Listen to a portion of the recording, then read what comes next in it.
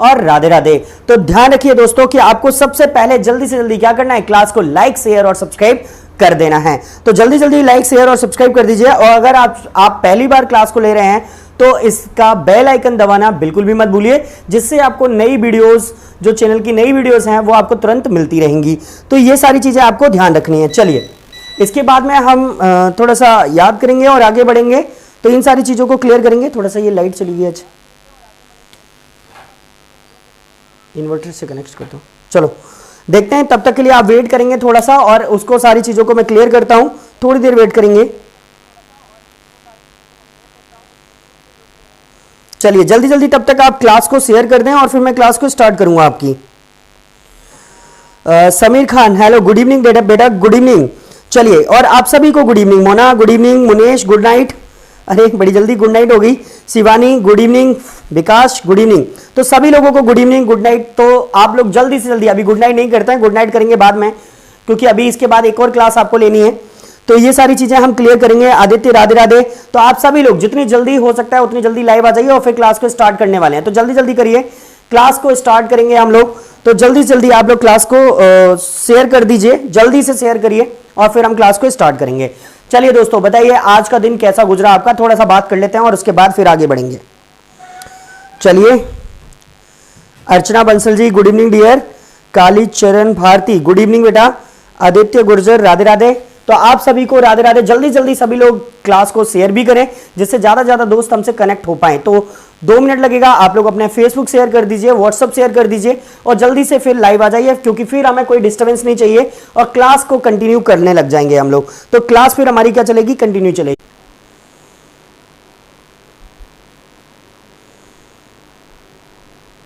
ठीक है, चलिए गुड इवनिंग।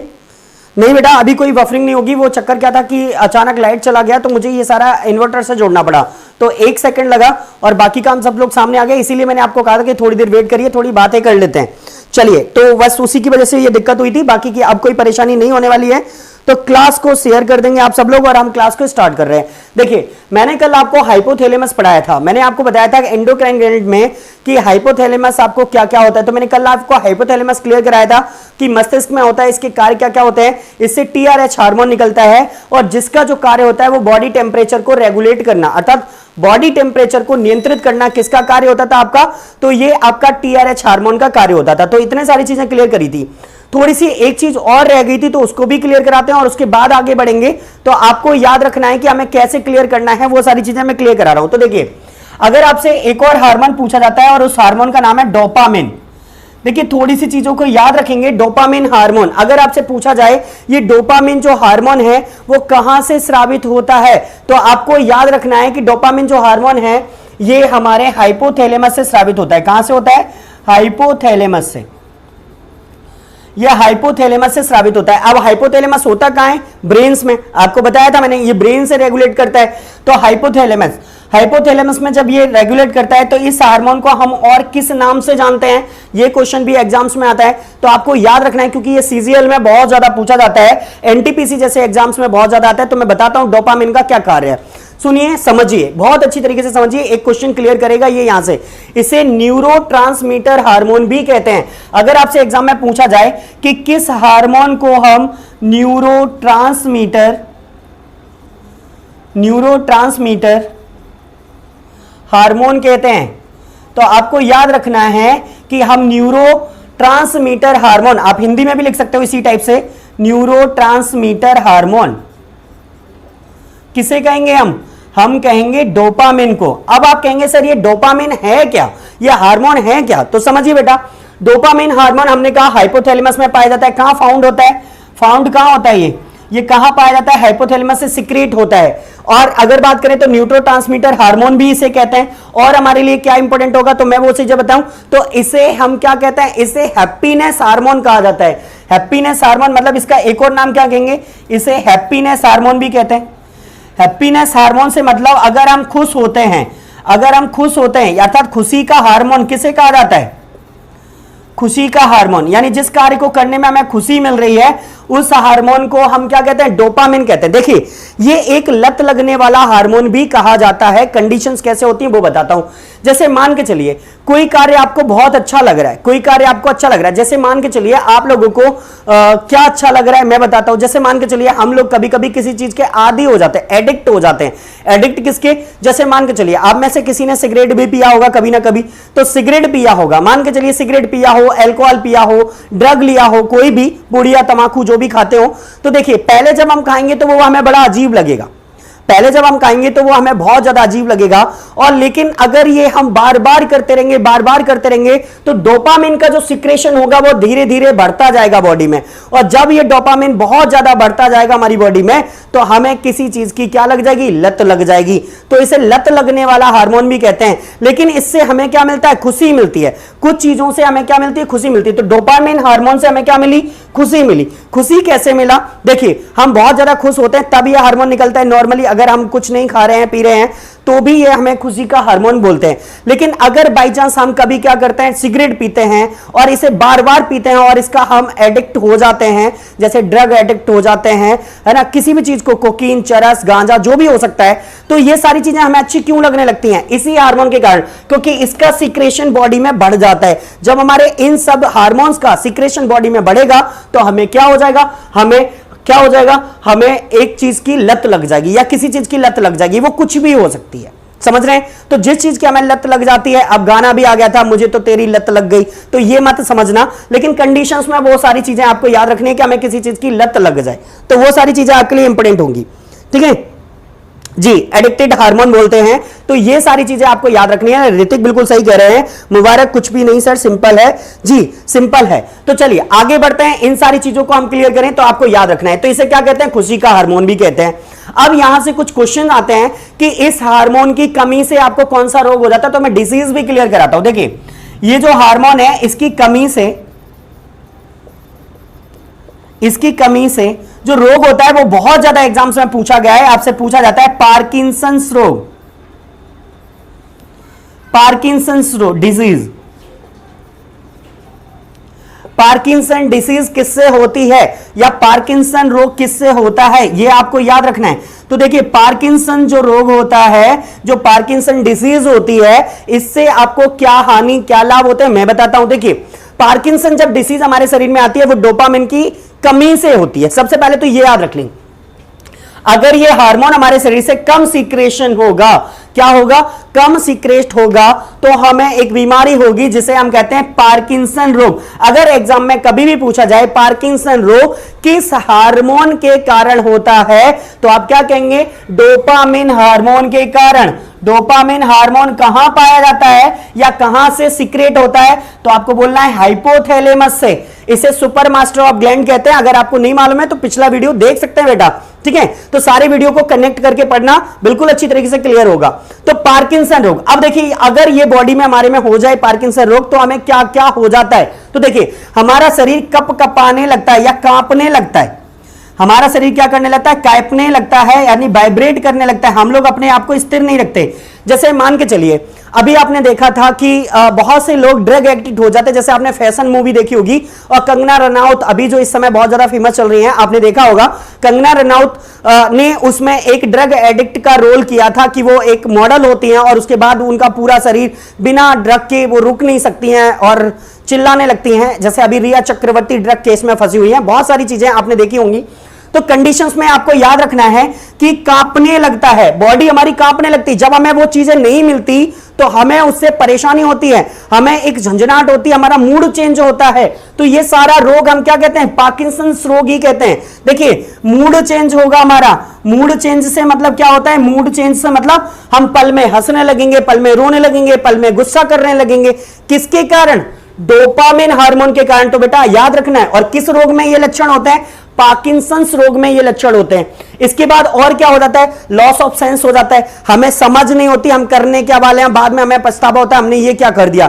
जैसे आपने देखा होगा जो लोग ड्रग एडिक्ट होते हैं वो लोग कुछ भी कर देते हैं, घर से पैसे चुरा लेते हैं, कुछ भी कर लेते हैं और बाद में पता पड़ता है हमने ये क्या कर दिया। तो यहां पर क्या हो जाता है, सेंस लूज हो जाता है उनका, यानी इनका लॉस ऑफ सेंस हो जाता है, अर्थात उनका सेंस, सोचने समझने की शक्ति खत्म हो जाती है, लॉस ऑफ सेंस। जो बहुत ज्यादा खतरनाक वाला ड्रग लेते हैं उनके लिए ये होता है। तो लॉस ऑफ सेंस हो जाता है उनका, लॉस ऑफ सेंस यानी सोचने समझने की शक्ति नहीं होती उनके अंतर्गत। नर्वस सिस्टम जो होता है वो हमारा डैमेज होने लगता है। आप इसके लक्षण समझ लें। नर्वस सिस्टम क्या हो जाता है? डैमेज। तो नर्वस सिस्टम भी हमारा क्या हो जाता है? डैमेज हो जाता है। तो ये भी आपको याद रखना है कि नर्वस सिस्टम सीधे सीधे कमी हो जाएगा, हमारा डिप्रेशन हो जाएगा जो सुशांत सिंह राजपूत को हुआ था।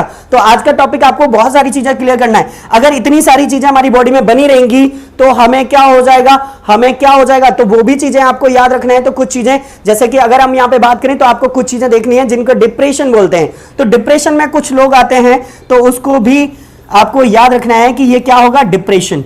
तो ये भी, तो डिप्रेशन इस रोग का अंतिम लक्षण होता है। ठीक है, तो व्यक्ति किस में हो जाता है? डिप्रेशन में हो जाता है। सारी चीजें निकल जाती हैं। अभी हमें बहुत कुछ चीजों की जानकारी लेनी है, कुछ लोगों ने हमें कुछ दिखाया, कुछ करा, तो बहुत सारा ऐसे हमारे आसपास अभी घटित हो रहा है जैसे हम रोज देख रहे हैं। तो आपको वहीं से लेकर इस रोग को थोड़ा सा समझना है, क्लियर करना है, और आई होप आपने अच्छी तरीके से समझा होगा। तो जल्दी जल्दी मुझे क्लियर करके बताइए, आपको ये सारी चीजें क्लियर समझ में आया है कि नहीं आया? बबली सर मेरा नेट काम नहीं कर रहा, क्या हो गया बेटा तुम्हारा? पैर परम शून्यताप क्या होता है सर? गंधर्व यहां नहीं बताऊंगा परम शून्यताप क्या होता है। किसकी क्लास चल रही है? बायोलॉजी की। और आप पूछ क्या रहे हो? परम शून्यताप। जब आप मुझसे बाद में, जब मैं ये क्लास खत्म कर दूं तब आप बताना। एब्सोल्यूट जीरो टेम्परेचर आपको मैं वहीं पर क्लियर करूंगा, यहां नहीं करूंगा। समझ रहे हैं? सारी चीजें क्लियर करेंगे वहीं पर।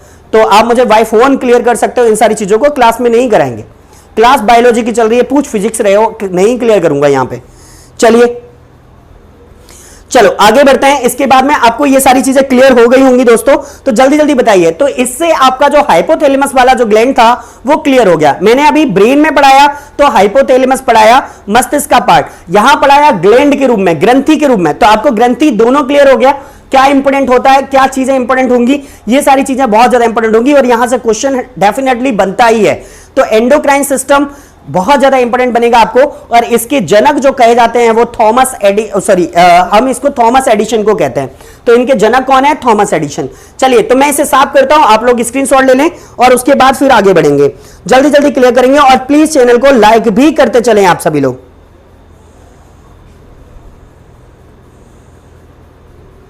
जी ऋतिक ने ये क्लियर कर दिया है, लेकिन प्लीज यहां पर कमेंट मत करो ऋतिक, ये चीजें सही नहीं लगती। चलिए मैं यहां पर साफ करूंगा और ये सारी चीजें समझाने के लिए मैं भी बता सकता था उसे, पर इससे क्या होगा कि ये लाइव क्लास है और 150 स्टूडेंट्स ऐसे होंगे जो हमें केवल क्वेश्चन पूछने के लिए बैठे होंगे, तो वो सारी चीजें हम अभी यहां क्लियर नहीं कर सकते सबके जवाब। तो अदर टॉपिक के कोई जवाब क्लियर नहीं कर सकते, लेकिन अगर इसी टॉपिक से रिलेटेड कोई बात है तो उसे क्लियर करेंगे, जरूर करेंगे, है ना। तो टॉपिक से रिलेटेड जो टॉपिक होगा उसे हम क्लियर करेंगे, बाकी की चीजों को हम क्लियर नहीं करेंगे। ये सारी चीजें आपको याद रखनी है बेटा, ठीक है। चलिए सभी लोगों को, ये मैंने बोल दिया है आप सबको, तो आपको याद रखना है इन सारी चीजों को। चलिए अब इससे आगे बढ़ते हैं, हमारे लिए क्या इंपॉर्टेंट बनेगा उसको देखिए। आज मैं आपको एक ग्रंथि क्लियर कराने वाला हूं और वो बहुत ज्यादा इंपॉर्टेंट हमारे लिए बनेगी, और इस ग्रंथि का जो नाम है वो है आपका पीयूष ग्रंथि। कौन सी ग्रंथि? पीयूष ग्रंथि। तो अगर हम बात करेंगे पीयूष ग्रंथि को तो आपको क्लियर करना है, और मैं यहां पर क्लियर कराने वाला हूं आपको पीयूष ग्रंथि। देखो पीयूष ग्रंथि की जब हम बात करेंगे तो पीयूष ग्रंथि को हम कहते क्या हैं, तो आपको याद रखना है इसके कुछ नाम। पिट्यूटरी ग्लैंड, एक हम क्या कहते हैं? Pituitary gland. तो पहले मैं इसके उपनाम ही क्लियर करा देता हूं आपको, पहले उपनाम को समझ लीजिए पिट्यूटरी ग्लैंड को। इसके उपनाम कौन कौन से हैं? एक तो देखो हम इसे पोस्टीरियर ग्रंथि भी कहते हैं। कौन सी ग्रंथि कहते हैं? पोस्टीरियर ग्लैंड, पोस्टीरियर ग्रंथि। कौन सी ग्रंथि? पोस्टीरियर ग्रंथि। दूसरा अगर हमसे नाम पूछा जाएगा तो हम क्या कहेंगे इसे? Master gland. Master gland, master gland मतलब मास्टर ग्रंथि, मास्टर ग्रंथि, ठीक है। तो पोस्टीरियर ग्रंथि, मास्टर ग्रंथि, पिट्यूटरी ग्रंथि या पीयूष ग्रंथि, इसके कुछ नाम हैं जो आपको याद रखने हैं, ठीक है। तो ये सारी चीजें आपको याद रखना है। अब मुझे कौन बताएगा? मैं पहले बता चुका हूं इससे पिछले वाली वीडियो में, तो मुझे कुछ क्वेश्चंस पूछने हैं आपसे। चलिए विकास, आपका नंबर आता है और आपको मुझे क्लियर करना है, तो मुझे आप क्लियर करेंगे कि अगर मैं पूछूं कि पीयूष ग्रंथि को मास्टर ग्रंथि क्यों कहते हैं, तो विकास कोटिया जी जल्दी से जल्दी आपका आंसर आना चाहिए कि मास्टर ग्लैंड क्यों कहते हैं पीयूष ग्रंथि को। जल्दी जल्दी कमेंट्स करेंगे, जल्दी जल्दी क्लियर करिए, देखते हैं कितने लोगों का करेक्ट होता है। रानी अगर आप भी बता सकते हो तो आप भी बताइए, क्योंकि पिछली क्लास आप लोगों ने ली थी, तो जल्दी जल्दी बताएंगे सभी लोग कि मास्टर ग्लैंड क्यों कहते हैं पीयूष ग्रंथि को हम। चलिए जल्दी से कमेंट्स आ जाने चाहिए आपके। देखिए बेटा मैं आपको क्लियर कर दूं, यहां पर आपको कुछ चीजें क्लियर करना है। देखिए हम यहां पे क्लियर करें, मास्टर ग्रंथि इसलिए कहते हैं क्योंकि मैंने बताया था कि आपको मैंने पढ़ाई कौन सी ग्रंथि, एंडोक्राइन ग्लैंड। अभी हम कौन सी ग्रंथियों को पढ़ रहे हैं, एंडोक्राइन को पढ़ रहे हैं। और ये टोटल ग्रंथियों की संख्या कितनी होती है, 9 होती है। इनमें एक तो हाइपोथैलेमस जो मैंने अभी जस्ट खत्म किया, और दूसरी खुद पीयूष हो गई। लेकिन इन दोनों के बाद बची कितनी, 7। तो इन 7 ग्रंथियों का नियंत्रण कौन करता है, इन 7 ग्रंथियों का जो नियंत्रण करता है वो पीयूष ग्रंथि करती है। और इसीलिए आपको याद रखना है, तो इन 7 ग्रंथियों का नियंत्रण कौन करता है, पीयूष ग्रंथि करती है। इसीलिए हम इसे मास्टर ग्रंथि कहते हैं। और इस मास्टर ग्रंथि का नियंत्रण कौन करता है, हाइपोथैलेमस करता है। इसीलिए हम उसे सुपर मास्टर ऑफ ग्लैंड या मास्टर ऑफ मास्टर ग्लैंड कहते हैं। इतनी सारी चीजें मैंने आपको बताई थी, तो ये आपको याद करना है। चलिए विकास बहुत बढ़िया, रानी बिल्कुल करेक्ट है। चलिए तो आपको ये दोनों चीजें क्लियर करनी थी। अब इसके बाद इस पीयूष ग्रंथि से रिलेटेड कितने इंपॉर्टेंट क्वेश्चंस आते हैं, तो उनको क्लियर करते हैं हम। सबसे पहले आपसे पूछा जाएगा पीयूष ग्रंथि कहां स्थित होती है, तो सबसे पहले आपको यह याद रखनी है। तो सबसे पहले किसी भी अंग को पढ़ने से पहले उसकी स्थिति पता होना चाहिए आपको बॉडी में, कि हमारी बॉडी में यह स्थित कहां होती है। तो देखिए मैं बताऊं, ये हमारा जो कपाल है, ऊपर वाली जो खोपड़ी दिख रही है जिस पर बाल होते हैं, इसे हम कपाल कहते हैं।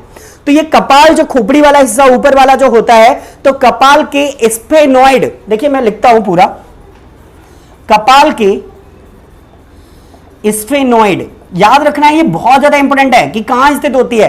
तो कपाल के स्फेनॉइड, आपसे पूछा जाएगा कपाल के स्फेनॉइड हड्डी के खांच में स्थित होती है। तो कपाल के स्फेनॉइड हड्डी के एक खांच में स्थित होती है, या गड्ढे में स्थित होती है, ऐसे लिख सकते हो, खांच की जगह आप गड्ढा लिख सकते हो, स्थित होती है। तो ये होती कहां है, स्फेनॉइड हड्डी के खांच में स्थित होती है। ये पूरा हमारा इस टाइप का एक, इस टाइप का एक स्ट्रक्चर होगा, इस टाइप का ऐसे ऐसे करके बना होगा, और ये इस टाइप से ऐसे करके, और ये पूरी एक ग्रंथि होगी जिसमें 3 प्रकार के लोब पाए जाएंगे, एंटीरियर, पोस्टीरियर। तो इस टाइप के लोबों को भी हम क्लियर करेंगे, लेकिन इतना डिटेल लेकर नहीं जाऊंगा आपको, वो फिर हम एमपीपीएससी वगैरह में पढ़ते हैं, तो आपको इतना ज्यादा डिटेल नहीं पढ़ाऊंगा। आपको जो आपके एग्जाम्स में आता है वही केवल क्लियर करेंगे, ठीक है। तो सीजीएल लेवल तक का हम इसे रखेंगे, उससे ऊपर नहीं जाएंगे। तो देखिए ध्यान रखिए, स्थिति कपाल के स्फेनॉइड हड्डी के एक खांच में ये क्या होती है, स्थित होती है। तो ये आपको क्लियर करना है। अब स्थिति के बाद में क्या बात आएगी, क्वेश्चन कहां से बनेगा, क्वेश्चन बनेगा कि इसका वेट कितना होता है, क्वेश्चन बनेगा इसका वजन कितना होता है या भार कितना होता है। तो देखिए इस ग्रंथि का जो भार होता है ना, 0.5 से 0.6 ग्राम होता है। आपको ज्यादातर एग्जाम में याद रखना है 0.6 ग्राम, 0.6 ग्राम।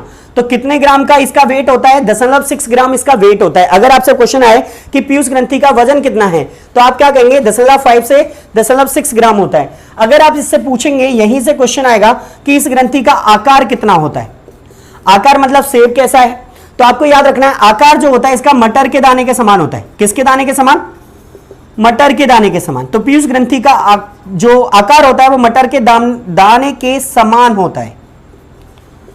तो किसके समान होता है, मटर के दाने के समान होता है। लेकिन अगर आपसे पूछे कि आकार कितना सेंटीमीटर होता है, तो क्वेश्चन आएगा आकार कितना सेंटीमीटर होता है, तो 3 से 4 सेंटीमीटर आपको याद रखना है।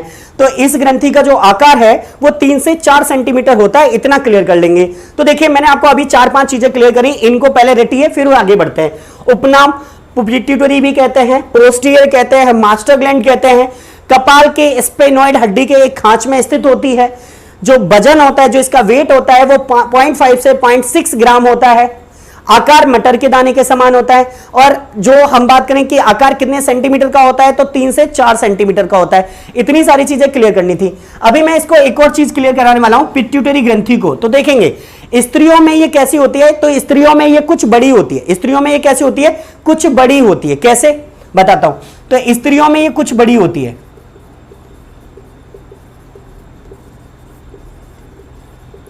कुछ बड़ी होती है। और स्त्रियों में ये गर्भावस्था के समय ज्यादा बड़ी होती है, गर्भावस्था के समय ज्यादा बड़ी। ठीक है, यानी इसका कार्य बढ़ जाता है गर्भावस्था के समय। तो अगर आपसे पूछे कौन सी ग्रंथि गर्भावस्था के समय स्त्रियों में बढ़ जाती है, तो आपको बताना है वो पीयूष ग्रंथि होगी। तो कौन सी ग्रंथि गर्भावस्था के समय स्त्रियों में बढ़ जाती है, वो बढ़ती है कौन सी, पीयूष ग्रंथि। तो ऐसे करके आपको इसको क्लियर करने वाले हैं और इसको आपको याद रखना है। देखिए दोस्तों, आपको हो सकता है ये टॉपिक बोरियत लगे क्योंकि इससे बहुत सारे हार्मोन्स को पढ़ना होता है। हम लोग इजीली नहीं समझते साइंस को, लेकिन मैं कोशिश करूंगा कि आपको ये सब इंटरेस्टिंग लगे और आप इसको अच्छी तरीके से याद कर पाए। तो कोशिश करिए, लगातार थोड़ा मेहनत करिए और क्लियर होगा, डेफिनेटली क्लियर होगा। कोई बहुत बड़ा ऐसा टॉपिक नहीं है जो हमें हमेशा समझ में नहीं आएगा, जरूर आएगा, टेंशन मत लो। तो स्त्रियों में ये कुछ बड़ी होती है, गर्भावस्था के समय कैसी होती है, बहुत ज्यादा बड़ी हो जाती है। अब इससे कुछ क्वेश्चन बनते हैं, जैसे अगर आपसे पूछा जाए, देखिए मैं एक चीज और बताना भूल गया, यहां पीयूष ग्रंथि को हम सेल टर्सिका के नाम से भी जानते हैं, तो उसको भी समझ लें।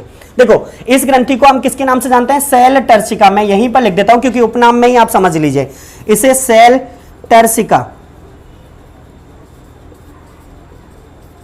इसे सेल टर्सिका भी कहते हैं, हिंदी में लिख देता हूं, इसे सेल टर्सिका भी कहते हैं। तो किस ग्रंथि को सेल टर्सिका के नाम से जाना जाता है, अगर ये भी क्वेश्चन आता है तो भी आपको याद रखना है बेटा, ये पीयूष ग्रंथि को कहते हैं। ठीक है, तो किस ग्रंथि को सेल टर्सिका के नाम से भी जाना जाता है, ये इंपॉर्टेंट क्वेश्चन है, सीजीएल जैसे एग्जाम्स पूछ चुके हैं इसको, तो आपको याद रखना है सेल टर्सिका किसे कहा जाता है, तो आपको याद रखना है पीयूष ग्रंथि को। तो कुछ लेवल बढ़ाइए अपना और बढ़िया पढ़िए। इसके बाद में हम बात करेंगे कुछ और चीजों की, तो उनको समझिए। देखिए, अगर आपसे क्वेश्चन आए पीयूष ग्रंथि से हार्मोन्स का सिक्रेशन होता है। अब देखिए, मैंने आपको बताया कि ये सबसे बड़ी ग्रंथि है, मतलब सबसे छोटी ग्रंथि है, स्मॉलेस्ट ग्लैंड है। अगर आपसे पूछा जाए, देखिए इस क्वेश्चन को मैं थोड़ा सा क्लियर कर दूं अभी आपको, हो सकता है पिछले वीडियो मैंने क्लियर ना किया हो, तो मैं क्लियर करता हूं। देखिए, अगर आपसे पूछे smallest endocrine gland, smallest endocrine gland कौन सी होती है, तो बेटा आपको ध्यान में रखना है स्मॉलेस्ट एंडोक्राइन ग्लैंड हम कहते हैं पीनियल ग्रंथि को। कौन सी ग्रंथि को, पीनियल, पीनियल ग्लैंड। अभी आप कहेंगे सर अगर हमने तो अभी तक पढ़ा है कि पीयूष ग्रंथि को कहते हैं पीनियल ग्रंथि को, तो देखिए आपको मैं बता दूं बेटा, आपको दो चीजें समझनी है। अगर आपसे कभी एग्जाम में आए कि स्मॉलेस्ट एंडोक्राइन ग्लैंड कौन सी होती है, तो आपको बताना है हमेशा से पीनियल ग्रंथि। क्यों बताना है, क्योंकि इसका वजन 0.6 ग्राम होता है और इसका वजन इससे थोड़ा सा कम होता है, इसका भी पॉइंटों में ही रहता है लेकिन कम होता है। तो क्या होता है, एग्जाम्स में ये पीनियल पूछी ही नहीं जाती, इसीलिए हम इसे लिखना बंद कर देते हैं और हम डायरेक्ट आंसर लगा देते हैं कि पीयूष ग्रंथि सबसे छोटी ग्रंथि। अगर मानव शरीर की सबसे छोटी ग्रंथि पूछेंगे तो हम पीयूष ग्रंथि को ही लगाते हैं। और मोस्टली अगर आपसे पूछा जाए कि सबसे छोटी एंडोक्राइन ग्लैंड कौन सी होती है, तो आप लगाएंगे पीनियल। अगर पीनियल पीयूष दोनों दी हैं तो आपको पीनियल ही लगानी पड़ेगी, और अगर पीनियल नहीं दी है तो आप डेफिनेटली पीयूष लगाइए। तो मैं आपको बात करूं कि स्मॉलेस्ट एंडोक्राइन ग्लैंड कौन सी होती है, पीनियल। तो इस क्वेश्चन को थोड़ा सा अलग से समझ लेंगे इस पोर्शन से अलावा। तो मैं अगर यहां पर पॉइंट लिखाऊं पीयूष ग्रंथि से, तो आप इसे कह सकते हो सेकंड स्मॉलेस्ट ग्लैंड। कौन सी gland, endocrine, second smallest endocrine gland, समझ लीजिए। लेकिन आप इसको अगर मैं दूसरे पॉइंट से बात करूं तो मानव शरीर की सबसे छोटी ग्रंथि कौन सी होगी, आप समझ सकते हैं पीयूष ग्रंथि होगी। लेकिन अगर ये क्वेश्चन में पीनियल दिया हो तो आप पीनियल ही लगाएंगे। ज्यादातर एग्जाम में आती नहीं पीनियल, आप देखेंगे कितने भी क्वेश्चन देखेंगे, ऑप्शंस देखेंगे तो आपको पीनियल नहीं लिखा मिलता। अगर पीनियल मिलता और पीयूष भी मिलता तो हमें पीनियल लगाना पड़ेगा। अब क्वेश्चन अपने आप को फॉर्म कर रहा है, बदल रहा है, तो आपको उस एग्जाम के पैटर्न के अनुसार अपने आप को बदलना पड़ेगा, वरना आप पीछे रह जाएंगे। तो कोशिश करिए चीजों को समझने की। तो समझेंगे कैसे, कि अगर एग्जाम में क्वेश्चन आपके ऑप्शंस के हिसाब से डिपेंड करे तो आपको ऑप्शन के हिसाब से अपने आप को भी मॉडिफाई करना है। कैसे, अगर स्मॉलेस्ट एंडोक्राइन ग्लैंड आएगी तो पीनियल लगाना, और अगर आपको पीनियल ना दी हो तो डेफिनेटली आप क्या लगाएंगे, पीयूष लगाएंगे। क्लियर हो जाएगा, कोई दिक्कत नहीं आएगी। बताइए ये चीजें समझ में आई कि नहीं, जल्दी से कमेंट्स करके बता दीजिए जी। अभी मैं इन सारी चीजों को क्लियर करूंगा ऋतिक, थोड़ी देर वेट करेंगे। पीनियल की अभी बात नहीं कर रहा हूं मैं, केवल मैंने एक पॉइंट क्लियर किया है यहां पर, है ना। तो पीनियल को तो मैं क्लियर करूंगा। तो अभी मुझे बताएंगे कि आपको ये क्लियर हुआ। अब आपसे मैं पूछूंगा और आपसे कुछ चीजें करूंगा क्लियर। हार्मोन्स कितने निकलते हैं इस ग्रंथि से? अगर आपसे पूछा जाए तो इससे 11 हार्मोन्स का सिक्रेशन होता है। तो पीयूष ग्रंथि कितने हार्मोन्स निकालती है या इससे कितने हार्मोन निकलते हैं? तो 11 हार्मोन निकलते हैं। तो आपको याद रखना है और इन्हीं 11 हार्मोन्स की हम चर्चा करेंगे। उससे पहले आपको ये जो इसका परिचय था पीयूष ग्रंथि का वो क्लियर कर लेना है। तो आई होप आपको सारी चीजें क्लियर हो गया होगा। जल्दी जल्दी मुझे बता देंगे। रामबली राधे राधे बेटा। तो जल्दी जल्दी मुझे क्लियर करके बता दीजिए ये सारी चीजें आपको क्लियर हो गई है कि नहीं हुई है? जल्दी जल्दी क्लियर करेंगे। अगर आपका ये क्लियर हो गया है तो फिर मैं आगे बढ़ता हूं।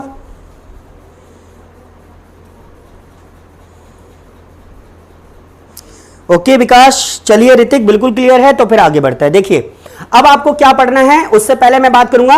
तो पीयूष ग्रंथि से निकलने वाले हार्मोन्स को पढ़ाने वाला हूं। तो उससे पहले आपको मुझे ये साफ करना पड़ेगा। चाहो तो स्क्रीनशॉट ले लो और बाकी का मैं क्लियर कर दूंगा। तो जल्दी जल्दी अपना क्लियर कर लीजिए। चलिए मैं साफ कर रहा हूं इसको।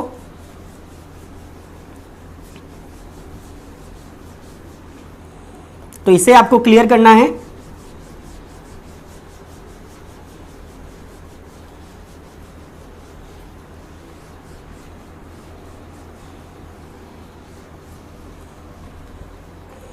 देखिए अभी मैं पढ़ाने वाला हूं पीयूष ग्रंथि से निकलने वाले कुछ हार्मोन्स को। तो उन हार्मोन्स के बारे में आप जानकारी लेंगे और कैसे हमारे लिए इंपॉर्टेंट बनेंगे तो उन सारी चीजों की हम बात करेंगे। ठीक है, चलिए तो मैं उन्हीं को पढ़ाने वाला हूं आपको। तो देखेंगे सबसे पहले, चलिए देखिए पीयूष ग्रंथि से कुछ हार्मोन्स निकलते हैं। अब उन हार्मोन्स में अगर हम बात करें तो सबसे पहला जो हार्मोन है उस हार्मोन का नाम है जीटीएच। जीटीएच, ठीक है। कौन सा हार्मोन हम पढ़ने वाले हैं? जीटीएच को बाद में पढ़ाऊंगा। एसटीएच पढ़िए पहले। कौन सा हार्मोन पढ़ा रहा हूं? एसटीएच या जीएच हार्मोन।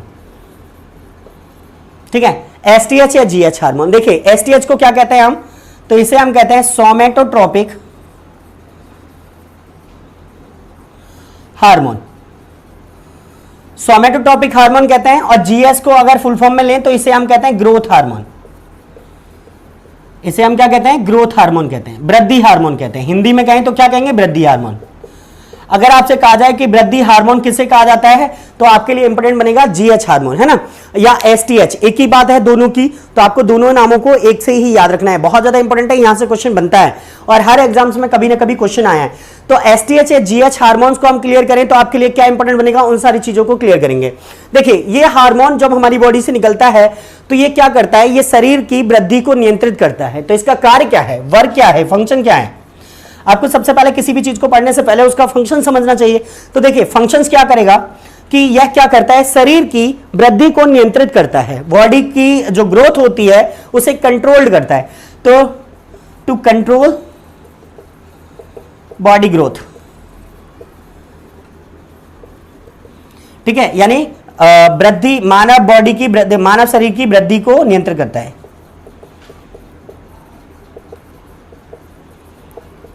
वृद्धि को नियंत्रित करता है। तो मानव शरीर की वृद्धि को नियंत्रित कौन करता है? आपसे अगर पूछा जाए तो आपको कहना है एसटीएच हार्मोन करता है। कौन सा हार्मोन करता है? एसटीएच हार्मोन करता है। अब कभी कभी हमसे क्वेश्चन आ जाते हैं कि कैसे क्वेश्चन आ जाते हैं, उनको क्लियर करेंगे।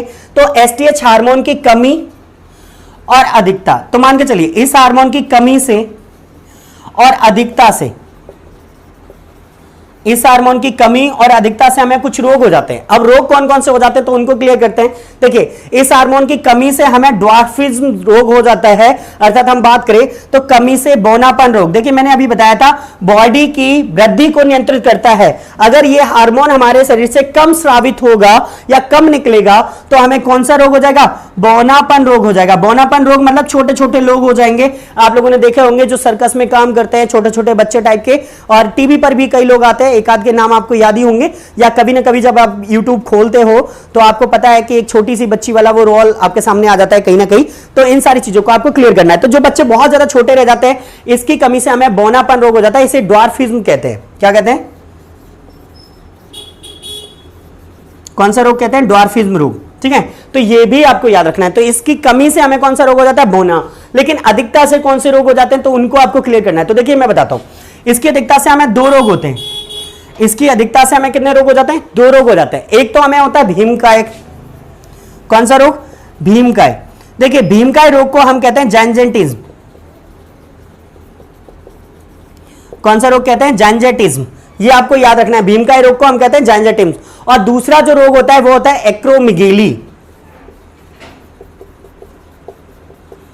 एक्रोमिगेली, इसे हम रिवर्स टू गोरिल्ला कहते हैं।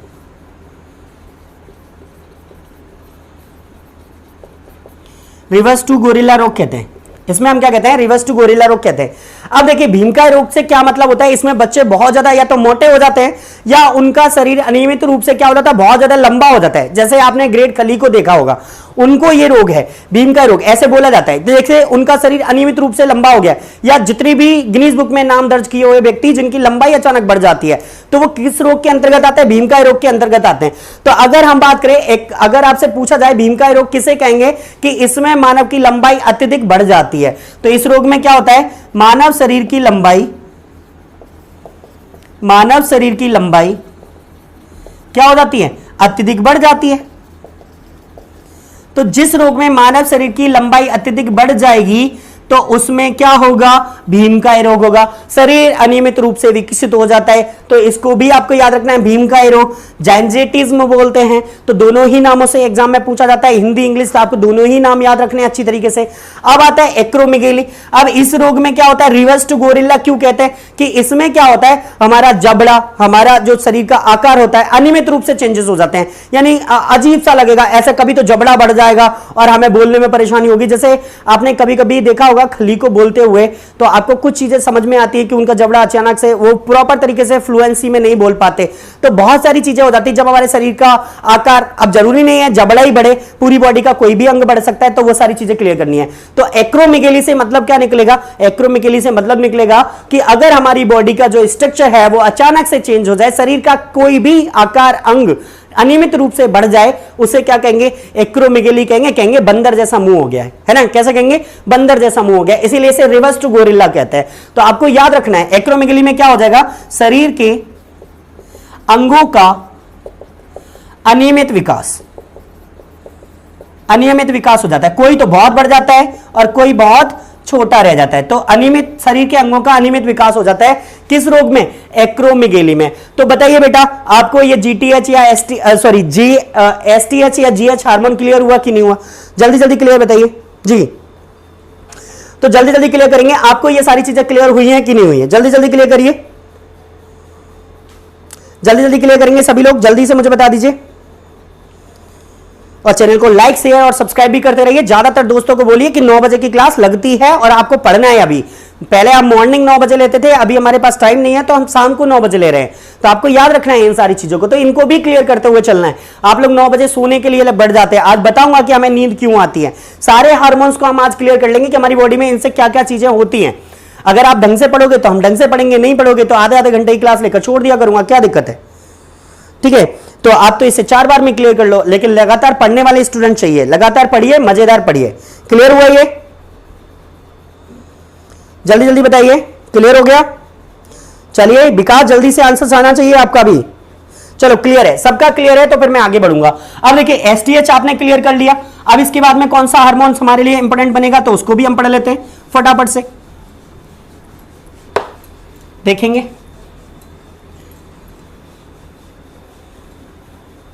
देखिए अब कुछ छोटे छोटे से हार्मोन्स हैं जिनको हम पहले क्लियर कर देंगे, ठीक है?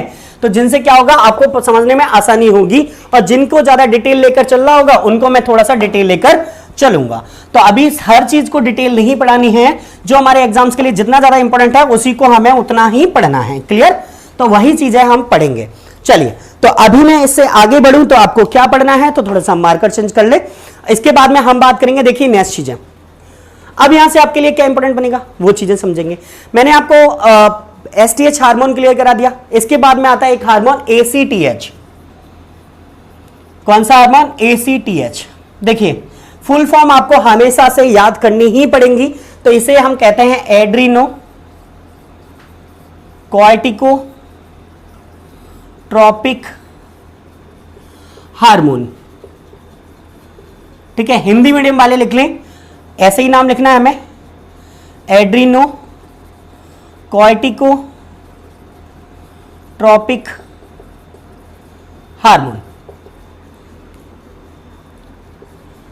एडिनोकॉर्टिकोट्रोपिक हार्मोन, ठीक है। चलिए, तो ये सारी चीजें क्लियर कर लीजिए, एडिनोकॉर्टिकोट्रोपिक हार्मोन, ठीक है। तो इन चीजों में हमारे लिए क्या इंपॉर्टेंट होगा, तो इसको थोड़ा सा आपको समझना है, थोड़ा सा मैं लेकर चलूंगा। देखिए, अगर आपसे पूछा जाए हमारी शरीर की प्यूबर्टी एज, प्यूबर्टी एज किसे कहते हैं, हमारी किशोरावस्था, जब बच्चे जैसे मान के चलो 14-15 साल के होते हैं, उनके अंदर नए नए बदलाव आते हैं, चेंजेस आते हैं, बॉडी पर उभार आ जाते हैं, दाढ़ी मूछ आ जाती है, अदर चीजें होती है, सिम्टम्स होते हैं। तो ये जो चीजें होती हैं वो किसके कारण होती हैं, वो एड्रेनोकॉर्टिकोट्रोपिक हार्मोन के कारण होती है। तो ये क्या करता है, ये हमारी यह हार्मोन प्यूबर्टी एज को, यानी आपकी किशोरावस्था, किशोरावस्था जो हमारी किशोरावस्था होती है उसे नियंत्रित करता है या कंट्रोल करता है, आप लिख सकते हैं टू कंट्रोल प्यूबर्टी एज, ऐसे लिख सकते हो आप। तो आपको याद रखना है टू कंट्रोल क्या करता है, प्यूबर्टी एज को क्लियर करता है। अब देखिए किशोरावस्था क्या होती है, मैंने अभी आपको बताया जैसे कि हमारी बॉडी में नए नए बदलाव आते हैं, नए नए चेंजेस होते हैं, हमारा शरीर के उभार विकसित होने लगते हैं या शरीर पर कई नए बदलाव देखने को मिलते हैं। तो ये सारी चीजें किस हार्मोन्स के कारण हो पाती है हमारे शरीर में, वो होता है एड्रेनोकॉर्टिकोट्रोपिक हार्मोन के कारण। अब देखते हैं इस हार्मोन की कमी और अधिकता से हमारे शरीर में क्या क्या बदलाव आते हैं, तो ये सारी चीजें आपको देखनी है। अब देखिए, इस हार्मोन की कमी से अगर आपसे पूछा जाए तो इस हार्मोन की कमी से क्या होता है, तो आपको याद रखना है इस हार्मोन की कमी से एड्रिनल ग्रंथि समाप्त हो जाती हैं। हार्मोन की कमी से एड्रिनल ग्रंथि समाप्त होने लगती हैं। वैसे ये होती नहीं है, बहुत ज्यादा कंट्रोल में रखते हैं इसको, क्योंकि एड्रिनल ग्रंथि हमारी बॉडी की सबसे आवश्यक ग्रंथि होती है।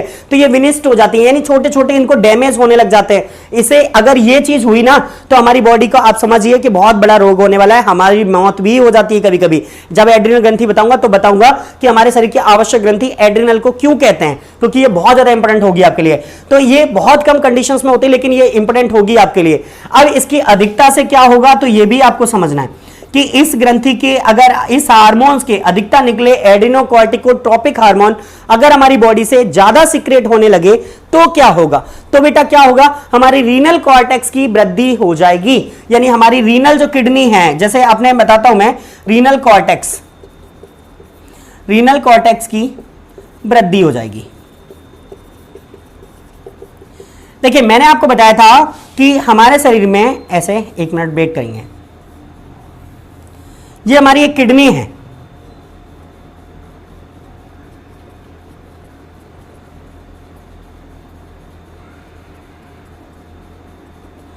इस टाइप से, इस टाइप से, इस टाइप से हमारी किडनी में एक जाला टाइप का भरा होता है। थोड़ा सा हम चौड़ा चौड़ा करके ऐसे करके ले ले, ऐसे।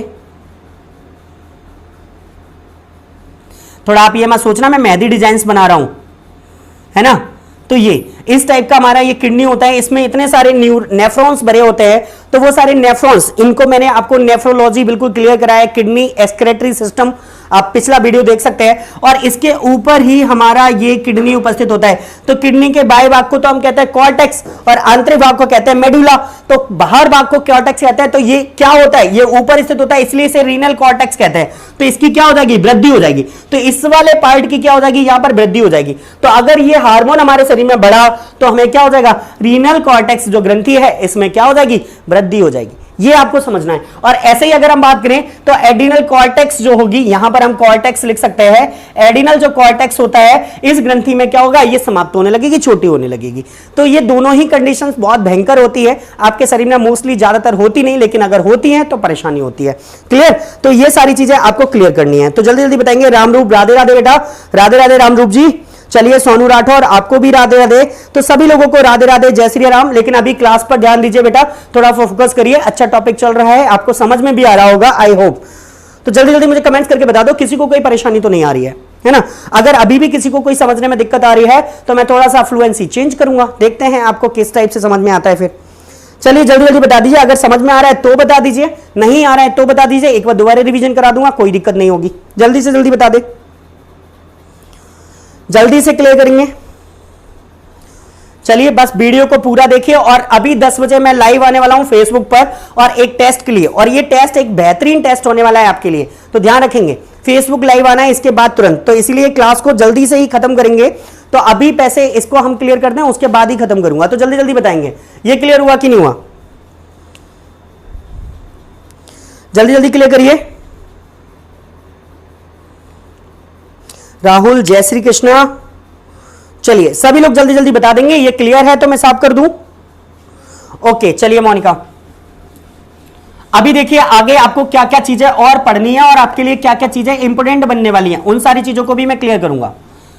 देखिए अभी कुछ छोटे छोटे से हार्मोन्स हैं, उनको क्लियर कर लेते हैं फटाफट में।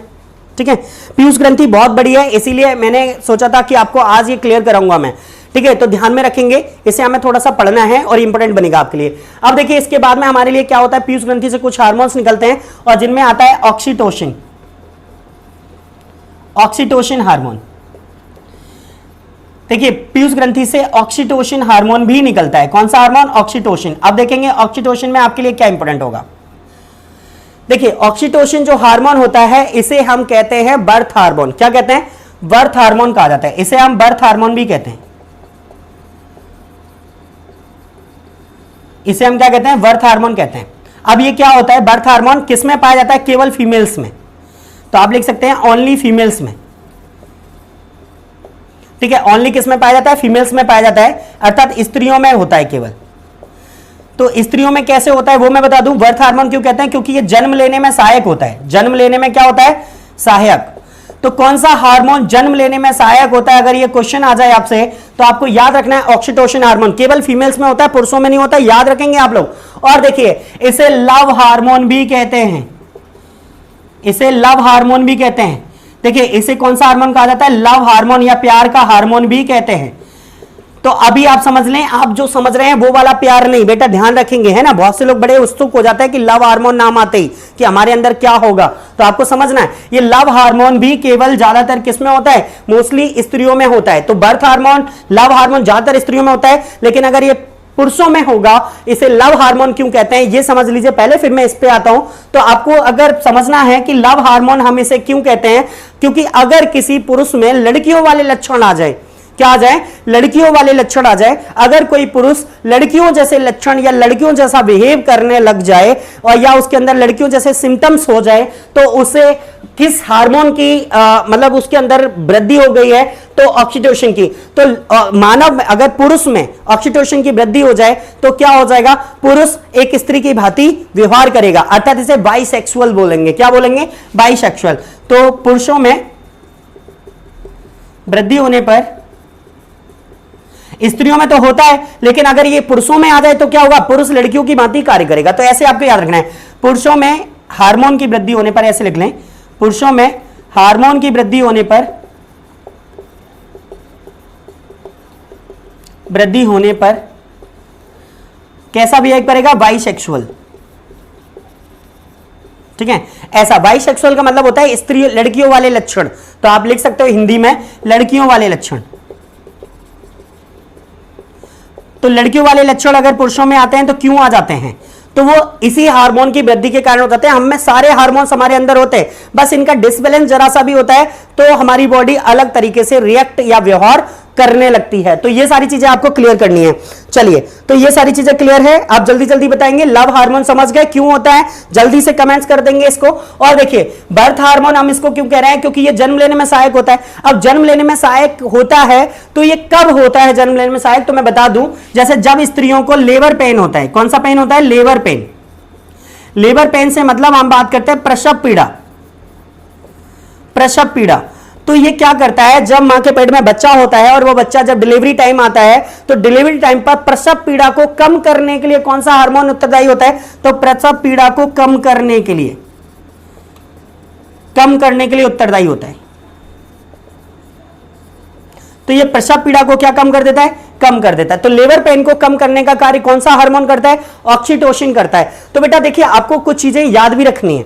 ऑक्सीटोसिन हार्मोन क्या कर रहा है? प्रसव पीड़ा को कम कर रहा है। और मैं बात करूं तो स्त्रियों में दुग्ध का स्राव कराने के लिए जिम्मेदार हार्मोन, दुग्ध का स्राव कराने में सहायक हार्मोन, ये दुग्ध का स्राव कराने में भी क्या होता है? सहायक होता है। दूध की जो स्राव होता है, दूध के स्राव को उत्तेजित करता है। स्राव कराने में सहायक ना करें, दूध के स्राव को उत्तेजित करता है, ऐसे लिख दें। दूध के स्राव को उत्तेजित करता है, यानी उसे रिएक्ट करता है कि अब दूध निकलना है। तो दुग्ध का स्राव कराने के लिए, दूध का स्राव कराने को उत्तेजित करता है, ऐसे लिख लो। उत्तेजित करता है। अब ये किन ग्रंथियों से करेगा, तो आपको याद रखना है मेमरी ग्लैंड। मेमरी ग्लैंड, दुग्ध कहां से निकलता है, मेमरी ग्लैंड से, जो हमारी स्तन ग्रंथियां होती हैं, आप समझते हैं इन सबको। तो मेमरी ग्लैंड से ये जो दुग्ध का स्राव होता है, इसको भी ये नियंत्रित करता है। अब देखिए, आपसे कभी कभी क्वेश्चन आ जाता है कृषि से, एग्रीकल्चर से। कैसे क्वेश्चन पूछेगा कि गाय भैंसों के स्तनों से दूध उतारने के लिए किस हार्मोन्स की सुई लगाई जाती है, तो आपको याद रखना है ऑक्सीटोसिन की। तो यह क्वेश्चन भी आपके लिए इंपॉर्टेंट होगा। गाय भैंस के स्तनों से दूध निकालने के लिए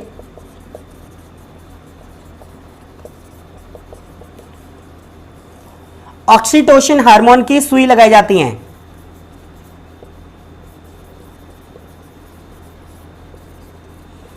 इंजेक्शन लगाए जाते हैं, चाहे तो सुई या इंजेक्शन एक ही बात है। यह क्वेश्चन कई बार एग्जाम्स में आया है, तो आपको याद रखना है कि गाय भैंसों के स्तनों से दुग्ध उतारने के लिए किन हार्मोन्स की सुई लगाई जाती है, किस हार्मोन की सुई लगाई जाती है, तो बेटा याद रखना है ऑक्सीटोसिन हार्मोन की सुई लगाई जाती है। चलिए, ये सारी चीजें क्लियर कर पाएंगे कि नहीं कर पाएंगे, जल्दी जल्दी बताइए। जल्दी जल्दी क्लियर करेंगे, जल्दी जल्दी क्लियर करिए। आपको क्लियर हुआ है कि नहीं हुआ है? अरे क्या हुआ बेटा, इतने क्यों हंस रहे हो? रामरूप, हाँ सर जी। चलिए, आपको सबको समझ में आ रहा होगा, ये चीजें तो जल्दी समझ में आती है वैसे भी आप सबको, है ना। चलिए, ऑक्सीटोसिन क्लियर हुआ। इसी के बाद में छोटा सा एक लाइन का है, उसको भी क्लियर कर देते हैं। तो आपको याद रखना है प्रोलैक्टिन। तो यहीं पर मैं लिखा देता हूं, आपको ऊपर दिखेगा भी, या मैं साफ कर दूं, यहां पर लिखा ही देता हूं मैं, प्रोलैक्टिन हार्मोन। देख लीजिए आप, प्रोलैक्टिन हार्मोन। अब देखेंगे प्रोलैक्टिन हार्मोन आपके लिए क्यों इंपॉर्टेंट बनेगा। प्रोलैक्टिन हार्मोन, अगर कभी भी एग्जाम्स में आए प्रोलैक्टिन हार्मोन, तो आपको याद रखना है ये भी स्त्रियों में होता है। किसमें होता है? स्त्रियों में। प्रोलैक्टिन हार्मोन कहां होता है, हिंदी में भी लिख देता हूं मैं आपके लिए, प्रोलैक्टिन हार्मोन ये भी कहां होता है? स्त्रियों में होता है। कहां होता है? स्त्रियों में। अब इसका कार्य क्या है? दुग्ध की मात्रा को नियंत्रित करना। It control of milk secretion. तो दुग्ध की मात्रा का नियंत्रण कौन करता है, या कौन सा हार्मोन करता है महिलाओं में, तो आपको याद रखना है प्रोलैक्टिन हार्मोन। प्रोलैक्टिन हार्मोन क्या करता है? एक स्त्री के अंदर दुग्ध के स्राव को नियंत्रित करता है जब उसका शिशु जन्म लेता है उसके बाद में। तो आपको याद करना है, इन सारी चीजों को याद रखेंगे। प्रोलैक्टिन, ऑक्सीटोसिन, बस प्रोलैक्टिन में हमें इतना ही पढ़ना था, ज्यादा नहीं पढ़ेंगे। तो प्रोलैक्टिन कहां होता है? स्त्रियों में। दुग्ध की मात्रा को नियंत्रण करता है, ये उत्तेजित करता है। और इससे रिलेटेड क्वेश्चन आपको याद रखने थे। ऑक्सीटोसिन बर्थ हार्मोन कहते हैं, जन्म लेने में सहायक है। जब हमें प्रसव पीड़ा होती है उस समय पर यह जन्म लेने में सहायक करता है, यानी प्रसव पीड़ा को कम करता है ये। और क्या करता है? इसे लव हार्मोन भी कहते हैं। अगर ये पुरुषों में हो जाए तो पुरुष बाइसेक्सुअल हो जाते हैं, अर्थात उनमें लड़कियों जैसे लक्षण हो जाते हैं। ठीक है, तो ये सारी चीजें आपको याद रखनी है। ठीक है, अब इसके बाद में क्या होता है? ऑक्सीटोसिन में बात करें कि गाय भैंस के स्तनों से दूध निकालने के लिए हम किस हार्मोन की सुई लगाते हैं, तो आपको याद रखना है ऑक्सीटोसिन हार्मोन की सुई लगाते हैं। इतनी सारी चीजें क्लियर करनी थी, ये सारी चीजें क्लियर हो जाती हैं यहां से। तो पीयूष ग्रंथि के ये कुछ हार्मोन आपके क्लियर हो गए हैं, बाकी के मैं क्लियर कराने वाला हूं अभी। तो जल्दी जल्दी बताइए, ये क्लियर है? जल्दी से बता देंगे। चलिए, ये आपके क्लियर हैं, तो फिर हम आगे बढ़ेंगे। ठीक है,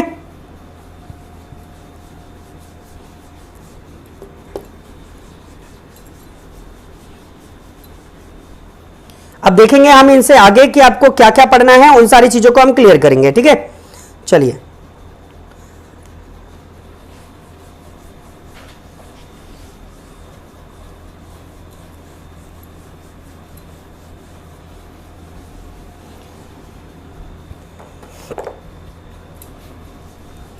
बोर्ड बहुत अजीब है, साफ नहीं होता एक बार में। चलिए, अभी हम क्लियर कर लेते हैं। थोड़ा सा टाइम ज्यादा हो रहा है आप लोगों का, है ना, लग रहा है मुझे। अगर आपको कोई प्रॉब्लम तो नहीं है, थोड़ा सा टाइम ले लें तो बता दीजिए मुझे जल्दी जल्दी कमेंट्स करके। नेट चला गया क्या? देखना जरा, और क्या।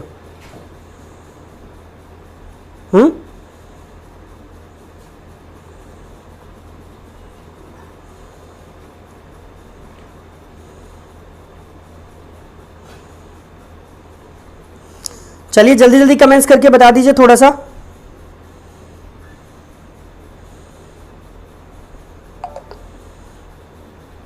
अरे यार, क्या हो गया? मुझे आपकी कमेंट्स नहीं हो रहे।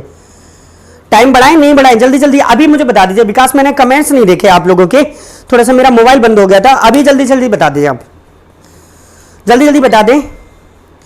No problem. नहीं सर आर्य बोल रहे हैं, अगर ज्यादा लोगों को प्रॉब्लम है तो मैं क्लास यहीं छोड़ दूंगा, बाकी के हार्मोन्स को हम अगली क्लास में पढ़ लेंगे, कोई दिक्कत नहीं है। लेकिन अगर आप थोड़ी देर वेट कर सकते हो तो मात्र 3 या 4 हार्मोन्स रह गए हैं और एक एक लाइन के हार्मोन है, मैं जल्दी से क्लियर करा दूंगा, टेंशन मत लीजिए बिल्कुल। तो पीयूष ग्रंथि को क्लियर कर लो, बाकी की ग्रंथियां मैं कल पढ़ा दूंगा। ओके चलिए थोड़ी देर वेट करेंगे, बता दो।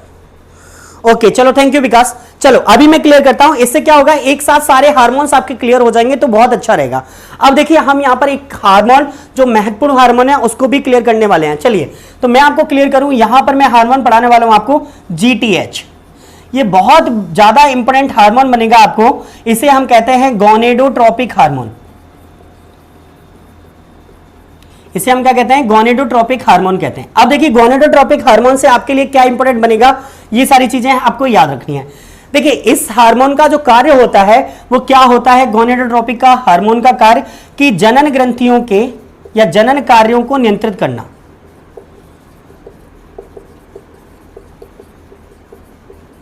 अर्थात हमारे जितने भी सेक्सुअल वर्क होते हैं, जो भी हम सेक्सुअल वर्क करते हैं उनको नियंत्रित करने का जो कार्य करता है वो कौन करता है? GTH हार्मोन करता है। तो जनन अंगों के कार्यों को नियंत्रित कौन करेगा? GTH हार्मोन करेगा। यहां से हमारे लिए बहुत सारे क्वेश्चंस बनते हैं, उनको मैं क्लियर कराने वाला हूं। तो देखेंगे, देखिए इस हार्मोन को हम प्रमुख रूप से GTH कहते हैं। कहां से निकलता है? पीयूष ग्रंथि से, क्योंकि अभी मैं पीयूष ग्रंथि के हार्मोन क्लियर करा रहा हूं। इससे 2 हार्मोन्स का सिक्रेशन होता है। इन दोनों को आपको बेटा बहुत ज्यादा ध्यान से समझना है क्योंकि इनसे क्वेश्चन बनते हैं। तो देखिए मैं यहां से बात करूंगा तो एक हार्मोन का नाम है आपका FSH हार्मोन। कौन सा हार्मोन? FSH। और एक हार्मोन का नाम होता है आपका LH हार्मोन। कौन सा होता है? LH। तो FSH और LH दोनों ही हार्मोन्स के नाम है, इनको आपको क्लियर करना है। अब देखिए इसका मैं फुल फॉर्म बताऊं आपको, तो इसको कहते हैं follicle stimulating hormone. Follicle stimulating hormone हम इसको कहते हैं FSH को। LH को क्या कहते हैं? इसे हम कहते हैं ल्यूटिनाइजिंग हार्मोन। इसे हम कहते हैं ल्यूटिनाइजिंग हार्मोन। तो ऐसे करके आपको याद रखना है। तो स्टिमुलेटिंग, फॉलियल स्टिमुलेटिंग हार्मोन और ल्यूटिनाइजिंग हार्मोन, तो इनका क्या कार्य है हमारी बॉडी में, इन दोनों को आपको ढंग से समझना है क्योंकि वेरी वेरी मोस्ट इंपोर्टेंट है ये। देखेंगे अभी देखते हैं हम FSH को मैं क्लियर करा रहा हूं, तो आपको सबसे पहले FSH को क्लियर करना है। देखिए या वृषण, वृषण हम बोलते हैं हमारे टेस्टीज को। देखिए आपको पता है पुरुषों के शिश्न के नीचे दो अंडे टाइप संरचना होती है, आपको याद होना चाहिए, एक थैलीनुमा संरचना होती है, उसे हम वृषण कहते हैं, टेस्टिस कहते हैं, जो हमारे शुक्र जनन में मदद करती है। तो ये सारी चीजें आपको याद रखना है। तो यह वृषण यानी टेस्टिस और क्या करता है? शुक्र, यह देखो मैं क्लियर करूं तो यह वृषण की शुक्र जनन नलिकाओं, यह वृषण की कहां से, यहां बनेगा नहीं तो मैं क्लियर करता हूं थोड़ा सा आगे, यहां से लिखना चालू करता हूं, ठीक है। तो यहां से देखेंगे यह वृषण की यानी टेस्टीज लिख दे दूं मैं इंग्लिश में, यह वृषण की शुक्र जनन नलिकाओं, यह वृषण की शुक्र जनन नलिकाओं में शुक्राणु जनन में सहायता करता है। वृषण की शुक्र जनन नलिकाओं में शुक्राणु जनन में सहायता करता है। यानी मानव में स्पर्मेटोजेनेसिस की कार्य कौन करता है? मानव का स्पर्म बनाने की, वीर्य बनाने का जो कार्य है वो कौन सा हार्मोन करता है? FSH करता है। तो शुक्राणु जनन में सहायता करता है। शुक्राणु जनन हम इसी को बोलते हैं क्योंकि शुक्राणु केवल पुरुषों में होता है, फीमेल्स में अंडाणु होते हैं। ये मैं जब रिप्रोडक्शन आपको क्लियर कराऊंगा तभी पढ़ाऊंगा, अभी केवल आप इतना पढ़िए। FSH हार्मोन कार्य क्या करता है? वृषण की शुक्र जनन नलिकाओं में शुक्राणु जनन में सहायता करता है, अर्थात स्पर्मेटोजेनेसिस पर कार्य करता है। तो इसे इंग्लिश में क्या कहते हैं? इस प्रक्रिया को क्या कहते हैं? स्पर्मेटोजेनेसिस। स्पर्मेटोजेनेसिस प्रोसेस कहते हैं। तो ये प्रोसेस क्या कहलाती है? स्पर्मेटोजेनेसिस प्रोसेस कहलाती है। तो इसको आपको क्लियर करना है। तो वृषण की शुक्र जनन नलिकाओं में शुक्राणु जनन में ये क्या करता है? सहायता करता है। अब दूसरा कार्य क्या होता है इसका? फीमेल्स में भी होता है। फीमेल्स में क्या होता है तो मैं बता दूं, तो अंडाशय, देखो फीमेल में क्या होता है? अंडाणु होते हैं या अंडाशय होता है, ओवरी, इसे क्या कहते हैं? ओवरी कहते हैं। तो अंडाशय में फॉलिकल की वृद्धि में मदद करता है। अंडाशय में फॉलिकल की वृद्धि में क्या करेगा?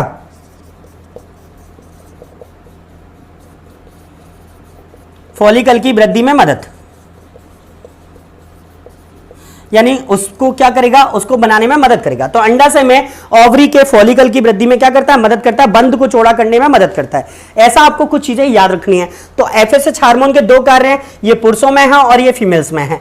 तो दोनों ही कार्य आपके लिए इंपॉर्टेंट बनेंगे, एग्जाम्स में पूछे भी जाते हैं तो याद रखेंगे। अब यहां से मोस्ट इंपॉर्टेंट जो बनेगा वो एलएच हार्मोन बनेगा। कौन सा बनेगा, एलएच हार्मोन बनेगा, जिससे हमारे एग्जाम्स में बहुत सारे क्वेश्चंस आते हैं। अब इससे क्या क्या क्वेश्चन आते हैं उनको हमें क्लियर करना है, तो मैं उन्हीं को क्लियर कराऊंगा आपको, ठीक है। तो इससे हमारे लिए क्या क्यों मतलब कौन से क्वेश्चन बनेंगे, तो आपको याद रखना है ल्यूटिनाइजिंग हार्मोन। तो इसमें हम पढ़ेंगे क्या क्या, तो वो समझिए। तो ये कैसा हार्मोन होता है, यह एक उत्तेजक हार्मोन है। तो कैसा हार्मोन है, यह एक उत्तेजक हार्मोन है। उत्तेजक हार्मोन कैसे, हमें किसी कार्य के प्रति उत्तेजना करता है, मोस्टली सेक्सुअल पावर के लिए उत्तेजित करता है, सेक्स के लिए उत्तेजित करता है। कंडीशंस में बात करें तो इसमें क्या होता है, दो हार्मोन्स होते हैं। इससे क्या होता है, दो हार्मोन्स निकलते हैं। अगर हम बात करें तो इसे नर सेक्स हार्मोन, नर जनन हार्मोन हिंदी में लिखता हूं, नर जनन हार्मोन्स, और इसे मादा सेक्स हार्मोन कहते हैं या मादा जनन हार्मोन। देखिए एलएच ल्यूटिनाइजिंग हार्मोन कहां से निकलता है, जीटीएस से, इसे नर जनन हार्मोन। तो अगर आपसे एग्जाम में सबसे ज्यादा पूछा जाता है नर जनन हार्मोन हम किसे कहते हैं, तो बेटा आपको याद रखना है इसे टेस्टोस्टेरोन, टेस्टोस्टेरोन। अगर यहां पर हिंदी में लिखूं तो टेस्टोस्टेरोन, टेस्टोस्टेरोन। तो ये कौन सा हार्मोन होता है, पुरुष का सेक्स हार्मोन होता है। पुरुषों का जनन हार्मोन किसे कहा जाता है, टेस्टोस्टेरोन को कहते हैं। और फीमेल का जनन हार्मोन हम किसे कहते हैं, तो बेटा आपको याद रखना है एस्ट्रोजन। किसे कहा जाता है, एस्ट्रोजन। इंग्लिश में हम ई से लिखते हैं तो ईस्ट्रोजन करके पढ़ते हैं, ठीक है। इंग्लिश में ई से पढ़ते हैं तो ईस्ट्रोजन करके पढ़ते हैं। तो मादा जनन हार्मोन क्या होगा, ईस्ट्रोजन हो जाएगा, और पुरुष सेक्स हार्मोन क्या होगा, टेस्टोस्टेरोन होगा। बहुत ज्यादा एग्जाम्स में आते हैं और सीधे सीधे पूछते हैं, रटना है इन चीजों को, तो आपको पढ़ना पड़ेगा। अब देखिए इस हार्मोन के कारण होता क्या है, इस हार्मोन के कारण ही पुरुषों में दाढ़ी मूंछ का आना, आवाज का भारी होना, ये सारे लक्षण इसमें विकसित होते हैं। और जनन अंगों का डिफरेंट होना, स्त्री पुरुष में अंतर होना, समझ गए होंगे आप लोग। तो अगर हम यहां पे बात करें तो दाढ़ी मूंछ का आना, पुरुषों में दाढ़ी मूंछ का आना, तो ये केवल किसमें होता है, नर जनन हार्मोन यानी मेल सेक्स हार्मोन हमने बात करी है। तो मेल सेक्स हार्मोन इंग्लिश में बोलेंगे इसे, जो इंग्लिश मीडियम है वो समझ लें, और इसे फीमेल सेक्स हार्मोन बोलते हैं, ठीक है, फीमेल सेक्स हार्मोन बोलते हैं। तो ऐसे करके आपको क्लियर करना है। तो पुरुषों में दाढ़ी मूंछ का आना ये किसके कारण होता है, टेस्टोस्टेरोन के कारण होता है। आवाज का भारी होना भी किसके कारण होता है, इसी के कारण, आवाज का भारी होना, आवाज का भारी होना भी इसी के कारण होता है। और ईस्ट्रोजन में क्या होता है, महिलाओं की आवाज पतली होना,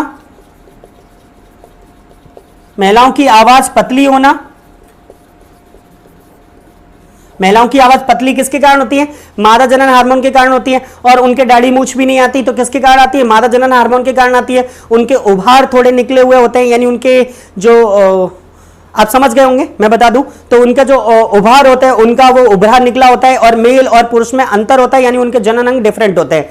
ये सारा किस हार्मोन के कारण होता है, मादा जनन हार्मोन के कारण होता है। तो इतनी सारी चीजें आपको जीटीएस से समझनी थी और ये सारी चीजें हो जाती है क्लियर। अब बताइए मुझे, किसी को कोई दिक्कत है क्या अभी समझने में, जल्दी से बता दो। आरिफ चुपचाप देखिए अभी, और घर में किसी और का फोन होगा उससे ले लो और कनेक्ट कर लो, क्लास को बीच में नहीं छोड़ना है किसी को भी। चलिए जल्दी जल्दी बताएंगे, ये सारी चीजें क्लियर हो गई है कि नहीं, जल्दी जल्दी क्लियर करो। ये सारी चीजें क्लियर हो गई कि नहीं हुई, जल्दी से क्लियर कर देंगे आप सभी लोग। आज इसको खत्म कर देंगे पीयूष को, बस मात्र अब एक एक लाइन के 4 टॉपिक बचे हैं और उनको जल्दी से खत्म करके, क्योंकि सबसे ज्यादा हार्मोन है 11, तो इनको पढ़ लीजिए। आदि ह्यूमन बॉडी तो आप वैसे ही समझ जाएंगे कि कैसे हमारे लिए इंपॉर्टेंट होगी ये। जल्दी से कमेंट करके बता दीजिए क्लियर हो गया है, तो फिर मैं जल्दी से खत्म करूंगा इसको आज, ठीक है। चलिए बढ़िया,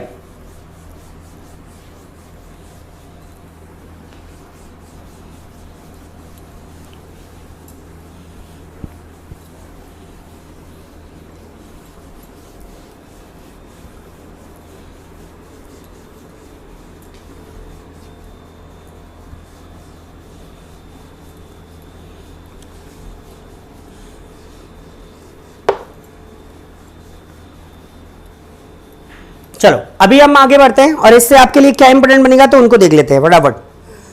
ठीक है, अब इसके बाद में कुछ प्रमुख हार्मोन बचते हैं और वो हमें क्लियर करने हैं। तो देखते हैं हम इसमें हार्मोन्स में हमारे लिए क्या इंपॉर्टेंट बचेगा, तो वो चीजें याद रखनी है। तो देखें सबसे पहले TSH। अब TSH को क्या कहते हैं, तो इसको देखेंगे thyroid stimulating hormone. Thyroid stimulating hormone. अब इस हार्मोन का क्या कार्य होगा वो समझ लीजिए आप। तो क्या करता है ये, थायराइड ग्रंथि को नियंत्रित करता है। बस इसको इतना ही पढ़ना है। ये किसको नियंत्रित करता है, थायराइड ग्रंथि को नियंत्रित करता है। ये क्या करता है, थायराइड ग्रंथि को नियंत्रित करता है। It control to secretion of thyroid glands, ये आपको याद रखना है। It control secretion of thyroid gland, कौन करेगा, TSH हार्मोन करेगा। थायराइड ग्रंथि को नियंत्रित कौन करेगा, TSH हार्मोन करेगा। इसी के बाद में आ जाता है आपको दूसरे, इसके बाद में नेक्स्ट हार्मोन ACTH, ठीक है, ACTH। अगर हम यहीं पे बात करें एड्रिनोकॉर्टिकोट्रोपिक हार्मोन, तो मैं अभी पढ़ा चुका था, एड्रिनल ग्रंथि के कार्यों को नियंत्रित करता है। तो इसको मैं हटा देता हूं, यहां से मैंने पढ़ा दिया ये शायद पहले, तो इसको मैं छोड़ देता हूं, ठीक है। इसके बाद में आपके लिए बनता है LTH, बेटा बहुत ज्यादा इंपॉर्टेंट बनेगा LTH, ठीक है। LTH को हम बात करेंगे तो इसे कहते हैं लैक्टोजेनिक हार्मोन। लैक्टोजेनिक हार्मोन, अब देखिए लैक्टोजेनिक हार्मोन को हम क्या कहते हैं, दुग्ध हार्मोन भी कहा जाता है। इसे कौन सा हार्मोन कहते हैं, दुग्ध हार्मोन भी हम कहते हैं। इस हार्मोन को हम किस नाम से जानते हैं, दुग्ध हार्मोन के नाम से जानते हैं, ठीक है। अब ये क्या करता है, दुग्ध का सिक्रेशन कराता है। तो शिशु के लिए दुग्ध का स्राव कौन कराता है, शिशु के लिए, ये क्वेश्चन जब भी आए कि मानव शिशु के लिए दुग्ध का स्राव कौन सा हार्मोन कराता है, तो आप लगाएंगे LTH हार्मोन, बहुत ज्यादा इंपॉर्टेंट होगा। तो शिशु के लिए दुग्ध का स्राव करता है, शिशु के लिए क्या करता है, दुग्ध का स्राव करता है। तो ये आपको याद रखना है कि अगर आपसे पूछा जाए कि गर्भस्थ शिशु के दुग्ध का स्राव कौन करेगा, तो ये आपके लिए इंपॉर्टेंट बनेगा। राहुल, मैं जस्ट अभी 10:30 के आसपास या 11 बजे तक भी लाइव ले लूंगा, कोई दिक्कत नहीं है, वहां पर फेसबुक भी लाइव आ जाएंगे, है ना। बस अभी आपको थोड़ा सा वेट करना पड़ेगा क्योंकि ये टॉपिक के एक पॉइंट बची है और उसको भी क्लियर करना पड़ेगा मुझे बस। अब इसके बाद में हम थोड़ा सा एक और हार्मोन पढ़ रहे हैं और जिसका नाम है ADH। थोड़ा सा आपको ADH हार्मोन को भी क्लियर कर लेना है। और ADH आपके लिए क्यों इंपॉर्टेंट बनेगा, क्योंकि इसे एंटी डाईयूरेटिक हार्मोन कहा जाता है। एंटी डाईयूरेटिक हार्मोन, देखिए ADH एंटी डाईयूरेटिक हार्मोन क्यों कहते हैं इसको, तो ये चीजें आपको याद रखनी है। एंटी डाईयूरेटिक हार्मोन हम इसलिए कहते हैं क्योंकि ये क्या करता है, यह शरीर में जल की मात्रा का नियंत्रित करता है।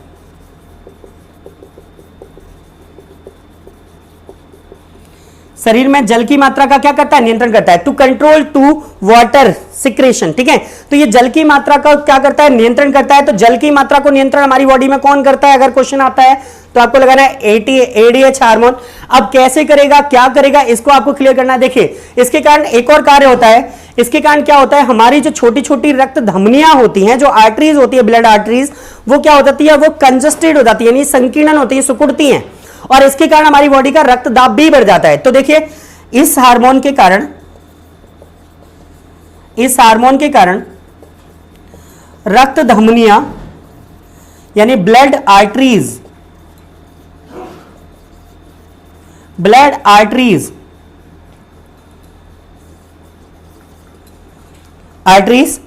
सिकुड़ने लगती हैं,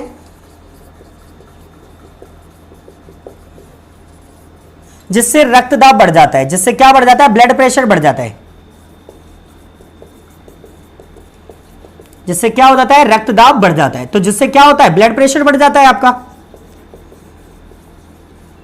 जिससे क्या होता है, ब्लड प्रेशर बढ़ जाता है। तो अगर बात करें इस हार्मोन के कारण रक्त धमनियां सिकुड़ने लगती हैं, जिससे रक्तदाब क्या होता है, बढ़ जाता है। तो ये सारी चीजें आपको याद रखनी है और इतनी सारी चीजें आपको क्लियर करनी थी। इस तरीके से आपकी ये जो ग्रंथि है वो हो जाती है क्लियर। लेकिन अभी मैं एक इंपॉर्टेंट ग्रंथि और रह जाएगी, छोटी सी, मतलब इसी का एक हार्मोन है MSH, तो उसको भी क्लियर करूंगा। उससे पहले मैं इसे साफ करूंगा। तो आप बता दीजिए ये क्लियर हो गया है तो जल्दी जल्दी क्लियर करेंगे। देखो मैं एक बार रिवीजन करा देता हूं। TSH thyroid stimulating hormone. Thyroid stimulating hormone हम बात करें तो थायराइड स्टिमुलेटिंग हार्मोन में हमारे लिए क्या इंपॉर्टेंट होगा कि इसको अगर हम बात करें, थायराइड ग्रंथि को कंट्रोल करता है, नियंत्रित करता है। LTH की बात करें तो इसे क्या कहते हैं, लैक्टोजेनिक हार्मोन कहते हैं या दुग्ध हार्मोन कहते हैं। कार्य शिशु के लिए दुग्ध का स्राव कराना है। ADH को क्या कहते हैं, एंटी डायूरेटिक हार्मोन कहते हैं। शरीर में जल की मात्रा को नियंत्रण करता है। इस हार्मोन के कारण रक्त धमनियां क्या होती हैं, सिकुड़ने लगती हैं, जिससे हमारी बॉडी का रक्तदाब क्या होता है, बढ़ जाता है, जिससे हमारी बॉडी का रक्तदाब क्या हो जाता है, बढ़ जाता है। तो इतनी सारी चीजें आपको यहां से क्लियर करनी थी। इसके बाद मैं एक बहुत ज्यादा इंपॉर्टेंट बताने वाला हूं, MSH। पढ़िए, मजा आएगा और उसके बाद खत्म कर देंगे, ठीक है, लास्ट रह जाएगा, ठीक है। तो पीयूष ग्रंथि हमारी क्लियर हो जाएगी, फिर इसके बाद पीयूष ग्रंथि हमारी इसके बाद क्या हो जाएगी, क्लियर हो जाएगी। तो उसी को हमें फिर क्लियर करना है। तो मैं क्लियर करने वाला हूं आपको, ठीक है।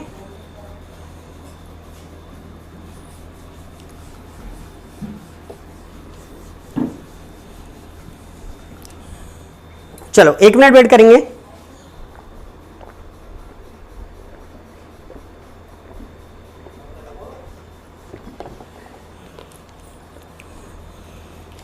थोड़ा पानी पिया था मैंने, 1 मिनट वेट करेंगे बस। अब देखिए इसके बाद में आपके लिए क्या इंपॉर्टेंट बनेगा, उन सारी चीजों को क्लियर करें और इसे हम फिर खत्म करने वाले हैं। लास्ट में हमारा बचेगा MSH। बेटा बहुत ज्यादा इंपॉर्टेंट हार्मोन हो गया ये। इसे हम, ये भी पीयूष ग्रंथि से निकलता है, तो आपको याद रखना है, इसे हम कहते हैं मिलेनोसाइट। मिलेनोसाइट बोले, melanocyte stimulating hormone. Melanocyte stimulating hormone, ठीक है। तो ये आपको याद रखना है। तो मिलेनोसाइट स्टिमुलेटिंग हार्मोन के नाम से हम इसे जानते हैं, ई और लगा ले।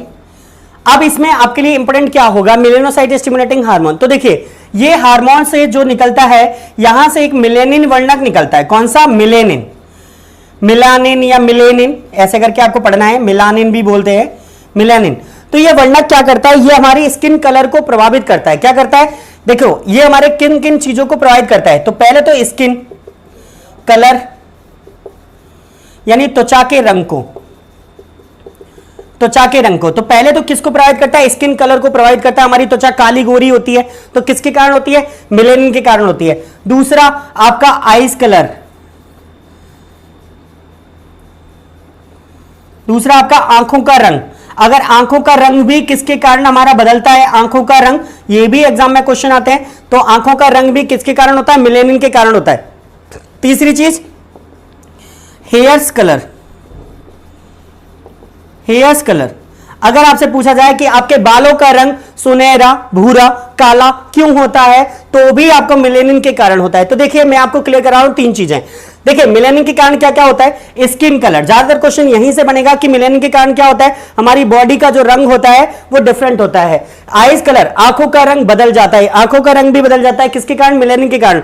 और बालों का रंग भी बदला हुआ होता है, किसके कारण, मिलेनिन के कारण। तो देखते हैं स्किन कलर को पहले समझ लेते हैं। देखिए अगर आपसे पूछा जाए मिलेनिन वर्णक की कमी हो जाए, मिलेनिन वर्णक की कमी हो जाए हमारे शरीर में, तो क्या हो जाएगा। मैं डायरेक्ट यहां से ना लिखते हुए यहीं से कर देता हूं। देखिए मिलेनिन वर्णक की कमी हो जाए तो क्या होगा, इसकी कमी से हमारी बॉडी में क्या क्या हो जाएगा, तो वो समझना है बेटा आपको। तो सबसे पहले तो समझना है कि कमी से त्वचा कैसी होगी, त्वचा गोरी हो जाएगी, यानी कैसी हो जाएगी, सफेद। त्वचा कैसी होगी, सफेद। अगर आपसे पूछा जाए मानव की त्वचा गोरी या सफेद किसके कारण होती है, तो किसके कारण होती है, मिलेनिन की कमी के कारण होती है। ये याद रखना है। अगर आपसे पूछा जाए मिलेनिन वर्णक की कमी के कारण आंखों का रंग कैसा होता है, तो बेटा आपको याद रखना है हमारी आंखों का रंग होता है हरा या नीला। तो मिलेनिन वर्णक की कमी के कारण आंखों का रंग हरा या नीला होता है। इसीलिए आप लोगों ने